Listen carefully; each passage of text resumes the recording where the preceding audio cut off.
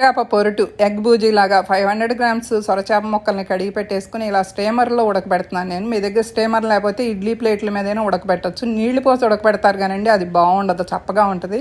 కొంచెం సేపట్లో ఉడికిపోద్దండి, చాలా తక్కువ టైంలో. ఇలా ఉడికిపోతే పై తోలు ఇలా తీసేసేసి మధ్యలో చిన్న స్టెమ్ లాగా ఉన్న దాన్ని కూడా తీసేసి చేత్తో ఇలా మెత్తగా చేసేసుకుని దాన్ని ఒక స్పూను ఉప్పు ఇప్పుడే కలిపితే బాగుంటుంది, తర్వాత కూరలో వేసే కన్నా చక్కగా కూర అంతా పడుతుంది.